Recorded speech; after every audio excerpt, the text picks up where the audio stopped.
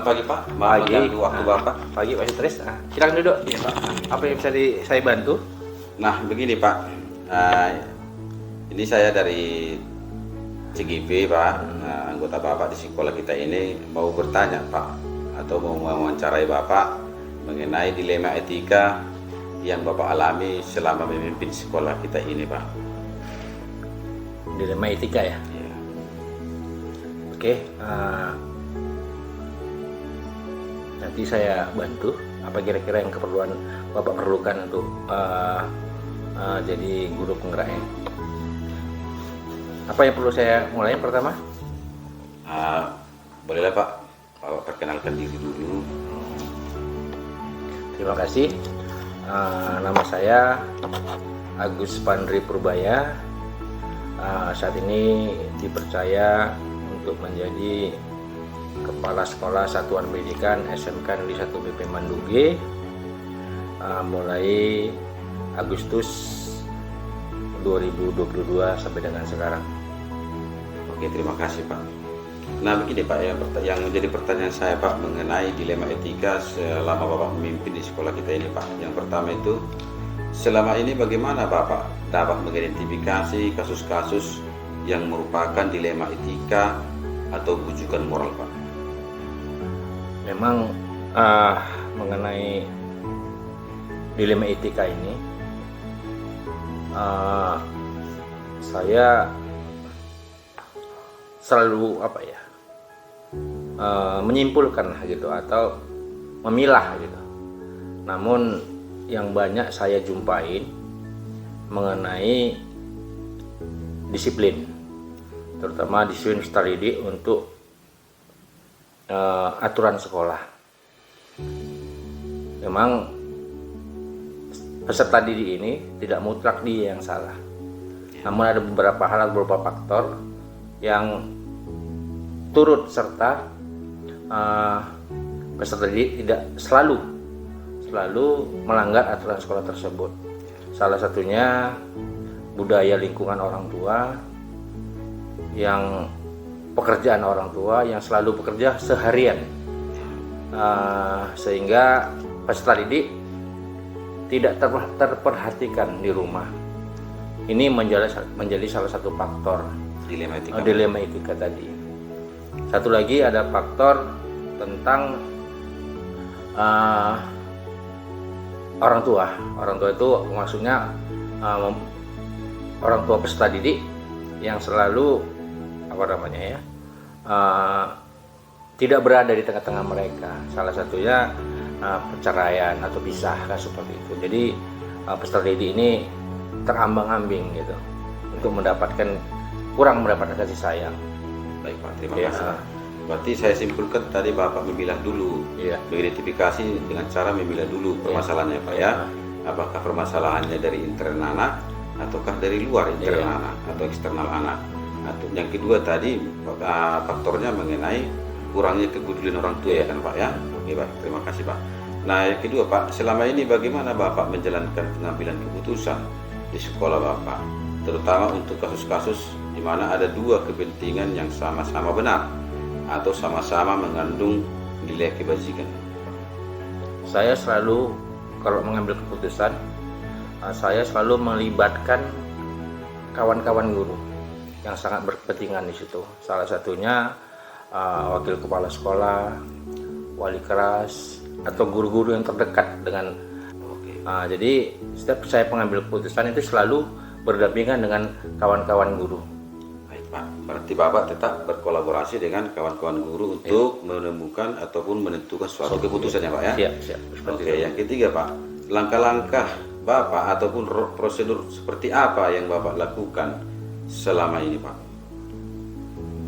Ya, kita tetap menjalin komunikasi. Baik itu orang tua, lingkungan, dan kepada guru-guru kita. Kita mencari informasi sebanyak-banyaknya untuk mengambil keputusan tersebut.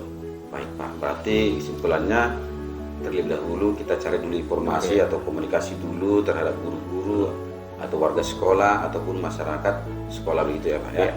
Nah yang seterusnya Pak, hal-hal apa saja yang selama ini Bapak anggap efektif dalam pengambilan keputusan pada kasus-kasus dilema etika? Ya itu tadi, saya tetap berkomunikasi, berkolaborasi tadi dengan rekan-rekan guru gitu yang berkepentingan, ya terutama waka kesiswaan, ya wali kelas yang selalu tahu kemana keadaan mereka gitu, dan lingkungan juga perlu tahu juga kita di mana lingkungan anak ini berada gitu.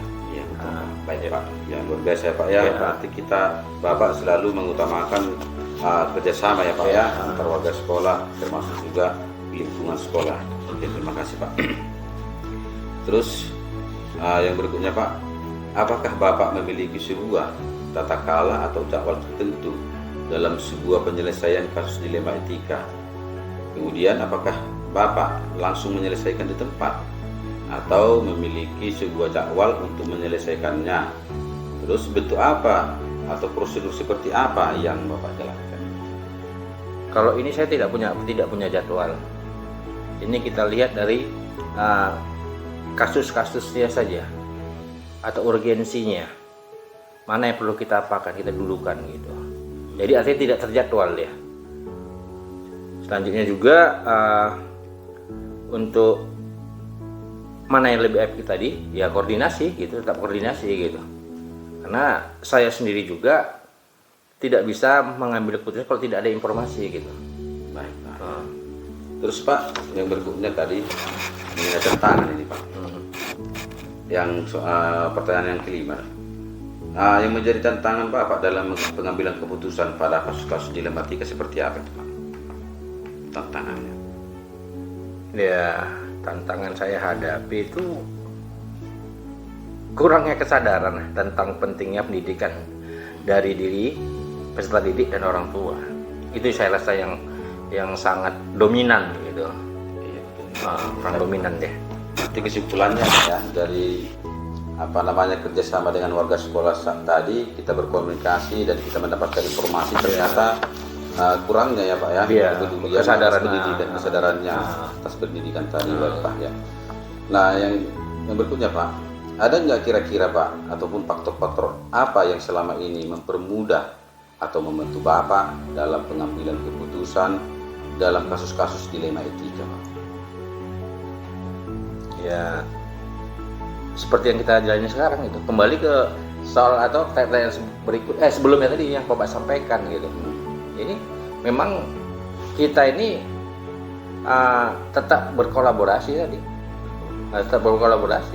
dengan Dewan Guru, ya tetap itu, terutama oleh wakasek yang selalu berkepentingan di situ gitu. Karena mereka tahu informasi, mereka tahu info-info di luar gitu, seperti apa peserta didik itu gitu, untuk menangani dilema etika tadi gitu.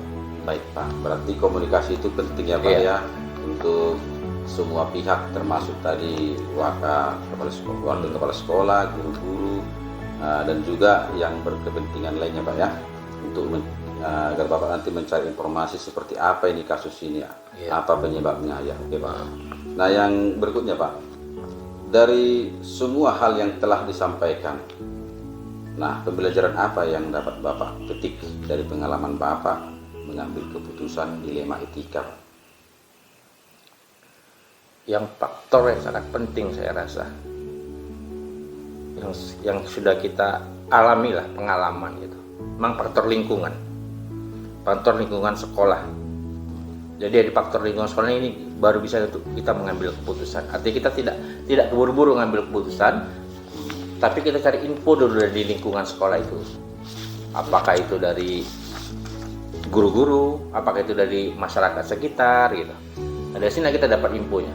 Artinya faktor lingkungan lah yang paling penting kita jajaki gitu untuk mencari informasi gitu. Baik Pak, berarti semua itu ya Pak ya yang dapat Bapak petik tadi tentunya dari informasi dari semua pihak yang terkait, apa sih penyebab masalah yang terjadi, terus apakah itu unsur kesengajaan ataupun memang kasusnya karena faktor-faktor yang tadi ya yang Bapak maksud tadi, misalnya kurang kepedulian orang tua atas pendidikan anaknya ya Pak ya. Jadi sehingga menyebabkan anak-anak ini kedisiplinnya berkurang gitu ya Pak ya. Oke Pak, terima kasih banyak Pak atas wawancara kita hari ini Pak. Mudah-mudahan sekolah yang Bapak pimpin nantinya semua peserta didik dan juga pendidiknya dan juga tenaga pendidiknya nantinya berubah untuk lebih maju lagi agar lebih disiplin lagi ya Pak ya. Amin. Oke. Amin. Terima kasih Pak atas Ya. waktunya sudah mengganggu Oke, Bapak. terima kasih. Semoga sukses Pak. Oke, sukses Pak.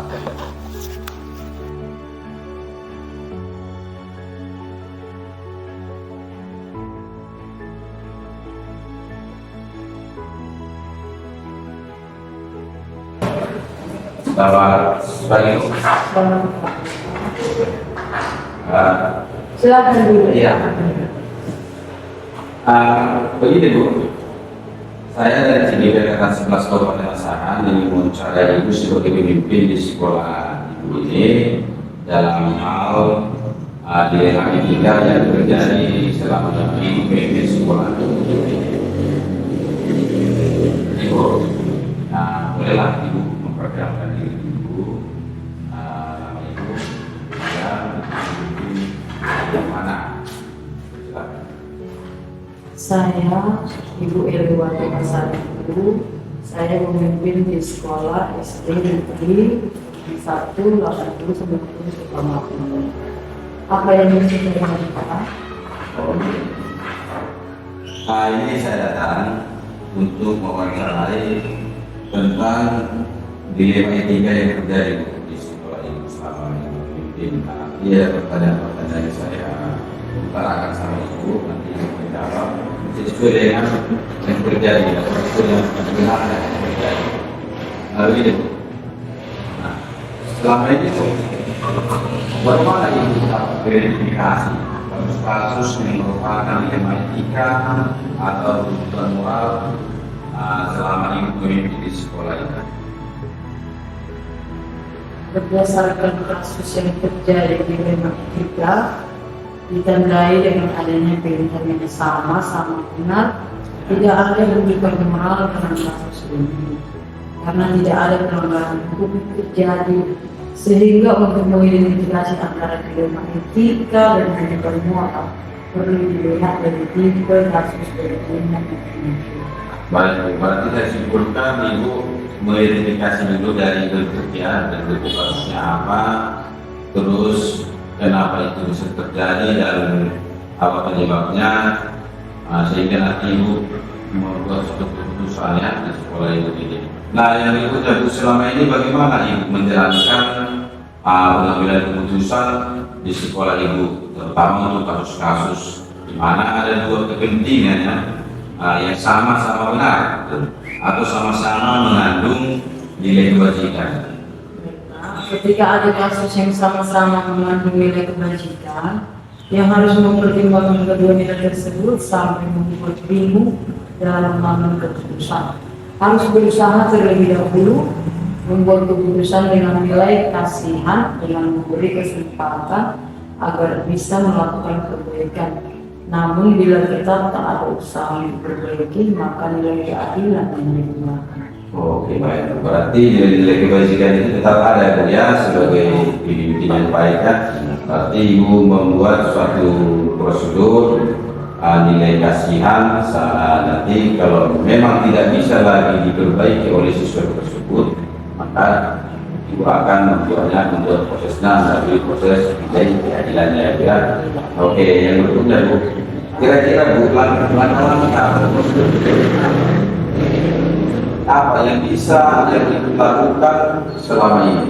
Maka prosedur yang sudah dilakukan selama ini adalah dengan komunikasi untuk mencari tahu apa sebenarnya yang terjadi, lalu memberikan teguran dan surat pemanggilan orang tua. Apabila dengan cara ini tidak membuahkan hasil, maka dimusyawarahkan dengan para wakasek. Selanjutnya dilaporkan dengan dewan guru. Baik, berarti intinya Ibu selalu berkolaborasi atau berkoordinasi ya untuk mencari informasi ataupun dalam mengambil keputusan yang kita berkoordinasi dengan rekan-rekan guru ya di sekolah ini. Baik Bu. Nah, kira-kira hal apa saja yang selama ini yang anggap efektif dalam pengambilan keputusan pada kasus-kasus dilema etika? Hal efektif untuk pengambilan keputusan adalah dengan adanya komunikasi dengan Wakasek dan guru di sekolah. Oke, berarti keputusan itu diambil oleh musyawarah ya, secara musyawarah oleh wakil kepala sekolah dan juga rekan-rekan guru di sekolah ya. Nah, kemudian hal-hal apa saja Bu yang selama ini merupakan tantangan dalam pengambilan keputusan atau pada kasus-kasus dilema etika? Kira-kira apa tantangannya?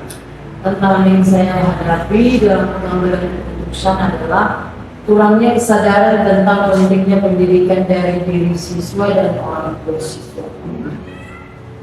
Ya, kurangnya kepedulian ya dengan pendidikan tadi baik siswanya sendiri maupun orang tuanya ya. Iya. Tapi kemungkinan itu bisa karena faktor yang mungkin tanpa faktornya orang tuanya sibuk bekerja Iya, Pak.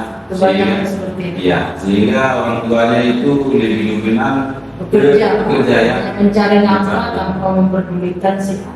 Iya betul ya, luar biasa Bu.